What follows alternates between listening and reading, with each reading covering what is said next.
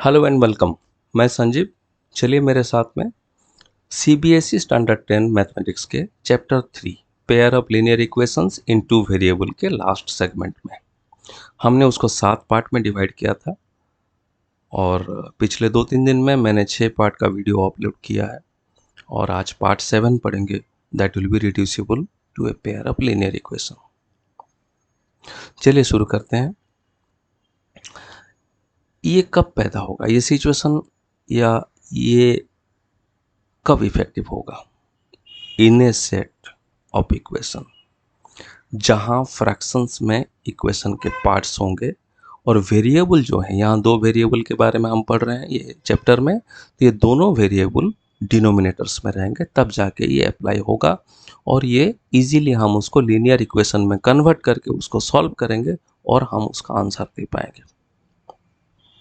ये कुछ नया प्रोसीड्योर नहीं है, ये चेंज ऑफ परसेप्शन है, खाली सोच में चेंज करनी है। चलिए क्या सोच है देखते हैं एग्जाम्पल के साथ में। मैंने एक एग्जाम्पल उठाया है, एग्जाम्पल 17 एनसीईआरटी की किताब से।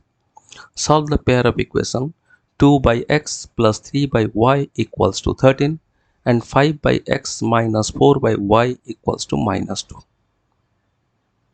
अब देखिए मेरा दोनों क्राइटेरिया, जहां मेरा इक्वेशन रिड्यूस करने की जरूरत है, दोनों क्राइटेरिया फुलफिल होते हैं। पहला, दोनों फ्रैक्शंस हैं और दूसरा, यहाँ जो 2 वेरिएबल x एंड y है वो डिनोमिनेटर में है। ठीक है, चलिए उसको रिड्यूस करते हैं।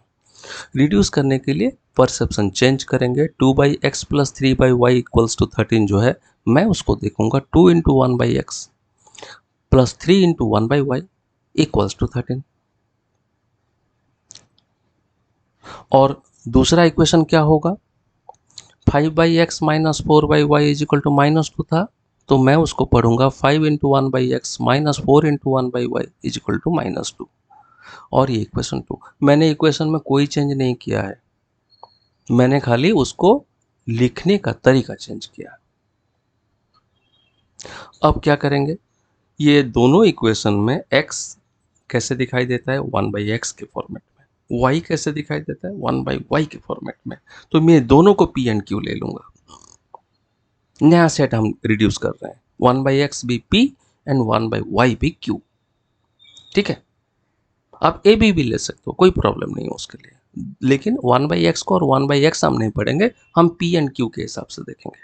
तो उसको अगर इम्प्लीमेंट करेंगे, सब्सटीट्यूट करेंगे, रिप्लेस करेंगे इक्वेशन 1 एंड 2 में p एंड q के हिसाब से, तो इक्वेशन 1 कैसे दिखेगा? Simple, 2p + 3q = 13। ये हो जाएगा मेरा इक्वेशन 3। और दूसरा इक्वेशन 2, 5p - 4q = -2, ये हो जाएगा मेरा इक्वेशन 4। ये दोनों इक्वेशन को आगे लेके चलते हैं, तो मल्टीप्लाई करेंगे।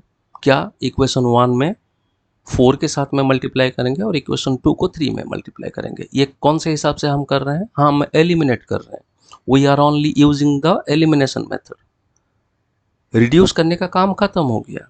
अब कोई भी 3 जो हमने पढ़ा था, सब्स्टिट्यूशन, एलिमिनेशन और क्रॉस मल्टीप्लिकेशन, इसी में से जो इच्छा लगे, जो सही लगे, जो इजी हो, उसको हम यहाँ इम्प्लीमेंट करने की कोशिश करेंगे। कहाँ? इक्वेशन 3 एंड इक्वेशन 4 में। अगर इक्वेशन 3 एंड इक्वेशन 4 में हम इसको इम्प्लीमेंट कर रहे हैं कोई भी मेथड, तो हमें पी एंड क्यू का वैल्यू मालूम हो जाएगा। अगर पी एंड क्यू का वैल्यू मालूम हो गया, तो हमने लिया था p = 1/x and q = 1/y, तो हम x एंड y का वैल्यू भी निकाल सकेंगे। Psychology is this, the basic fundamental is this. ठीक है, लॉजिकल इन्फरेंस यही होगा। चलिए 4 3 में क्यों मल्टीप्लाई किए? क्योंकि हमें q को क्रॉस आउट करना है, q को नलीफाई करनी है। 3q में 4 मल्टीप्लाई होगा तो +12q होगा, -4q में दूसरा जो चौथा इक्वेशन है उसमें अगर 3 मल्टीप्लाई करेंगे तो -12q होगा। तो q मेरा कोफिशिएंट सेम हो जाता है और ऐड या सब्ट्रैक्ट करने से कटेगा। In this particular case it will be added on. चलिए इक्वेशन 1 को 4 में मल्टीप्लाई करते हैं। 4 whole into 2p + 3q = 4 × 13। Neutralise करो, उसको सिंप्लीफाई करो। 8p + 12q = 52। ये एक सिचुएशन मेरा इक्वेशन 5 के लिए बनेगा। एक नया नाम देंगे, इक्वेशन 5। फिर इक्वेशन 2 को 3 में मल्टीप्लाई करेंगे, दोनों तरफ 3 में मल्टीप्लाई करने से 3 whole into 5p minus 4q is equal to 3 whole into minus 3। तो ये 3 5 जा 15p minus 12q equal to minus 6, ये बन जाएगा मेरा इक्वेशन 6। और वो दोनों में देखिए इक्वेशन 5 एंड 6 में 12q में एक में प्लस है एक में माइनस है, तो सिंपल एडिशन कर देंगे इक्वेशन 5 एंड 6 को। तो ये ऊपर नीचे करके लिख दिए और साइन चेंज करने की ज़रूरत नहीं है, ऐड हो रहा है, सब्ट्रैक्शन करने से दूसरा इक्वेशन का साइन चेंज होता है टर्म्स में। तो 12q and minus 12q nullify हो गया और क्या बचा p में 15 plus 8 that is 23p equals to 52 minus 6 that is 46। तो p इज इक्वल टू कितना होगा 46 by 23 and that is 2। p का वैल्यू निकल गया। कोई एक इक्वेशन में p का वैल्यू डालेंगे। इक्वेशन 5 में हमने चूज किया है तो 8p जगह में 8 whole into 46 by 23 plus 12q is equal to 52 और 43 बाई 23 तो मेरा 2 बन चुका है।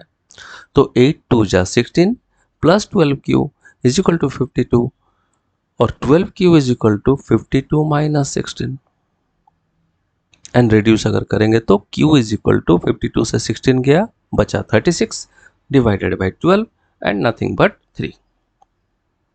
तो पी क्यू का वैल्यू आ गया 2 एंड 3। अब उसको ओरिजिनल के साथ में रिप्लेस कर देते हैं। पी क्यू का ओरिजिनल वैल्यू क्या था, p is equal to 1 by x था, तो 1 by x is equal to 2, तो x कितना होगा 1 by 2। 1 by y is equal to q is equal to 3, तो y is equal to 1 by 3 and यही मेरा आंसर है। तो ये रिडक्शन जो है रिड्यूसिबल टू लीनियर इक्वेशन ये इसीलिए कर रहे हैं कि हम फ्रैक्शंस को जितना हो सके अवॉइड करेंगे, तो हमारा जो सॉल्विंग करने का जो स्टेप्स हैं वो बहुत ज़्यादा घट जाएंगे। फ्रैक्शन होने से फिर एलसीएम लेना पड़ेगा, फिर मल्टीप्लिकेशन करना पड़ेगा, फिर क्रॉस मल्टीप्लिकेशन करके उसको सिंप्लीफाई करना पड़ेगा, इतना दूर तक हम नहीं जाएंगे। हम अगर पी क्यू ले लिए तो देखिए कितना सिंपल सा निकल गया, x is equal to half and y is equal to 1/3। This is all and with this we have completed chapter 3। जहाँ जहाँ इम्पोर्टेंट एरिया है मैंने उसको कवर किया है और कुछ अगर आप में डाउट होगा, उसमें से कुछ अगर समझ में नहीं आता होगा तो कमेंट बॉक्स में जाके कमेंट कीजिए, मैं उसके ऊपर में छोटा सा वीडियो बना के आप लोग के लिए मैं अपलोड कर दूंगा। I hope you like this video and do subscribe to my channel अगर अब तक आपने किया नहीं है। दोस्तों के साथ में शेयर कीजिए। मिलते हैं नए चैप्टर में और तब तक have a nice time, bye bye and good luck.